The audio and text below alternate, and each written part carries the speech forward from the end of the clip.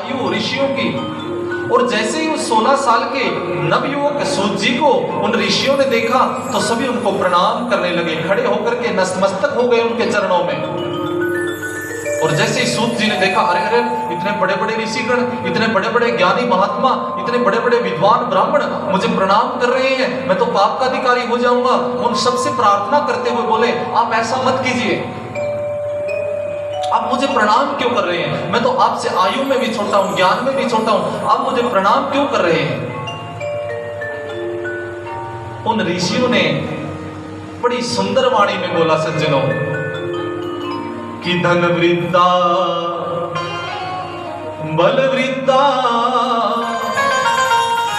आयुर्विद्या तथैव च ते सर्वे विज्ञान वृद्धाश्च किंकरा शिष्य किंकरा। ये जो बातें हमारे जीवन पर आधारित बातें हैं सज्जनों, जो ये भागवत के माध्यम से मैं सरल करके आपको जो वाणी बता रहा हूं, जो बातें बता रहा हूं, जो ऋषिगण सूत जी महाराज को बता रहे हैं, वो हमारे जीवन पर लागू होती हैं।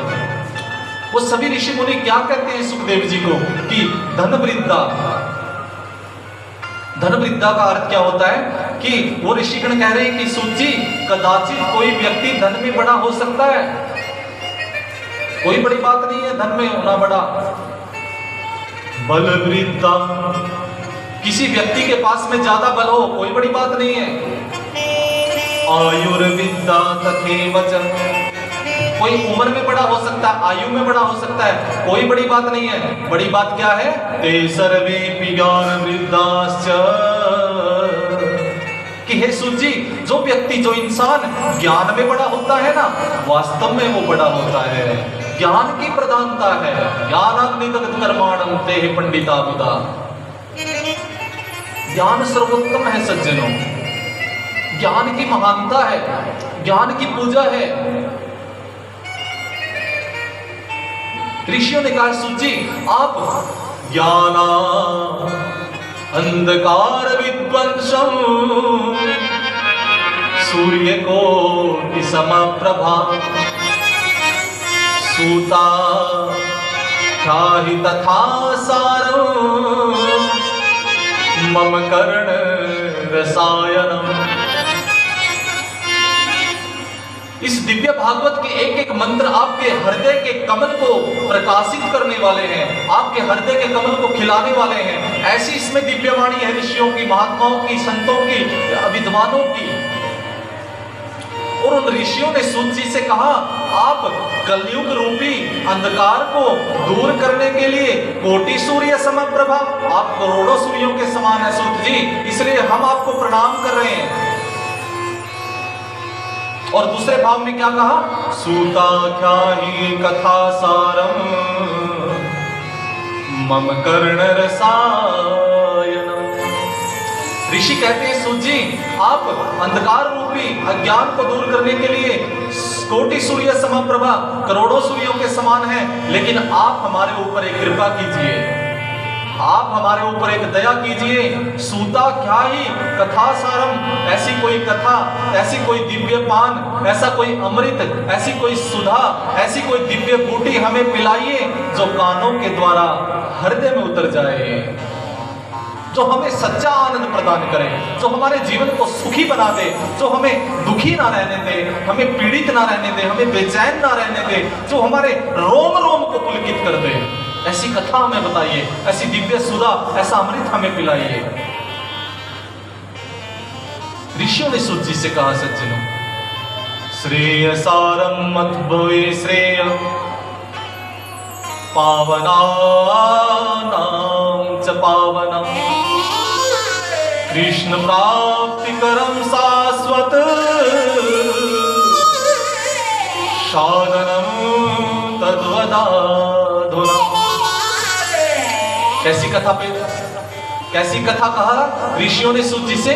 ऐसी कथा जो श्रेष्ठ से भी श्रेष्ठ हो, जो दुर्लभ से भी दुर्लभ हो, दुर्लभा नाम अति दुर्लभ, जो भगवान की प्राप्ति करा दे, जो रब से हमें मिला दे, जो पूर्ण सत्य का ज्ञान हमें करा दे, जो हमें अंधकार से प्रकाश की ओर ले जाए, जो हमें ज्ञान से उत्प्रेरित कर दे, जो हमें अंधकार से दूर ले जाए, ऐसी कथा हमें सुनाइए।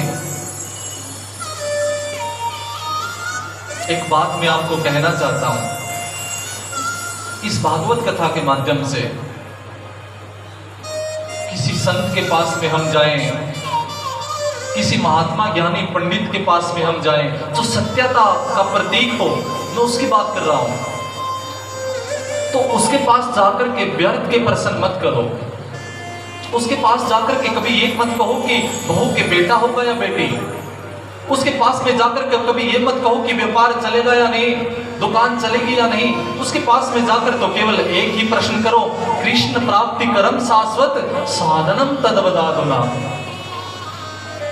क्या कोई ऐसा साधन है जो हमें परमपिता से मिला दे? हे महात्मा जी, हे पंडित जी, हे ज्ञानी, हे विद्वान, कोई ऐसा साधन, कोई ऐसा मार्ग, कोई ऐसी सुधा, कोई ऐसा अमृत, कोई ऐसी कथा, कोई ऐसा दिव्य साधना, कोई ऐसी दिव्य पूजा, कोई ऐसी दिव्य रास्ता कोई बताइए जो हमें ईश्वर से मिला दे। और सच मानिए सज्जनों, ये प्रश्न आपने उनसे पूछ लिया तो आपको कुछ पूछना बाकी नहीं रहेगा। अभी मैंने कुछ समय पहले आपको बोला था, संसार की उत्पत्ति, पालन, संहार करने वाला वो ईश्वर है, और जब वो ईश्वर हमारा हो जाता है तो संसार तो अपने आप ही हमारा हो जाता है। कोई संशय नहीं है, कोई संशय नहीं है। और महाभारत में लिखा हुआ है, संतों का क्षण और अन्न का कण कभी बर्बाद नहीं करना चाहिए। संतों के पास में जाकर, महात्माओं के, विद्वानों, ज्ञानी पंडितों के पास में जाकर के अगर व्यर्थ के प्रश्न पूछोगे तो वो तुम्हें व्यर्थ की बातें बताएंगे, उनका कोई महत्व ही नहीं है। उनके पास जाकर तो ईश्वर मिलन की कामना के प्रश्न पूछो, गोविंद मिलन की कामना के प्रश्न पूछो, सत्य के मार्ग पर चलने का प्रयास करने की बातें पूछो। और वो भगवान मिल गया, वो ईश्वर मिल गया, वो रब मिल गया, तो फिर क्या मिलना बाकी रहेगा? एक तू जो मिला सारी दुनिया मिली। गाइए मेरे साथ में बड़े प्यार से, भाव से। एक तू जो मिला सारी दुनिया मिली,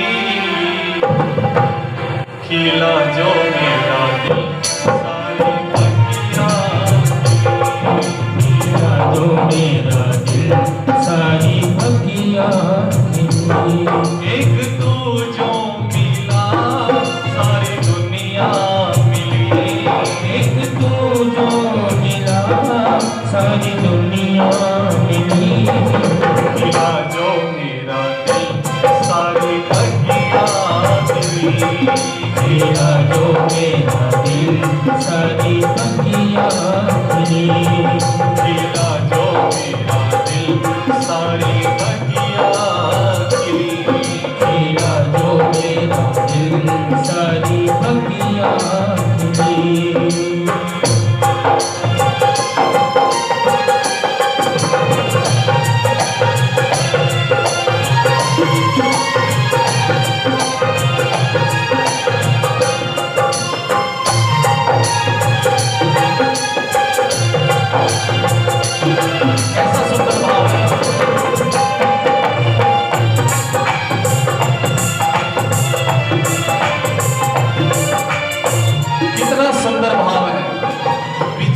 का भाव है। और मैं एक प्रैक्टिकल की बात आपको बताता हूं। अगर किसी फैक्ट्री में हम अगर किसी ऑफिस में हम जॉब करते हैं या किसी फैक्ट्री में हम काम करते हैं, अगर उस फैक्ट्री के मालिक के साथ में हमारे अच्छे संबंध हो जाए ना, तो उसमें काम करना बड़ा सहज हो जाता है। और उसी प्रकार ऑफिस का जो बॉस होता है, उसके साथ में हमारे रिश्ते अच्छे रहें तो हमारी प्रमोशन जल्दी हो जाती है। तो उसी प्रकार हमारा संबंध अगर ऊपरे वाले से अच्छा रहेगा ना, तो संसार से ऑटोमेटिक ही अच्छा हो जाएगा। जब भगवान हमें मिल जाएंगे, जब भगवान के संबंध के साथ हमारा संबंध गुट हो जाएगा, अच्छा हो जाएगा।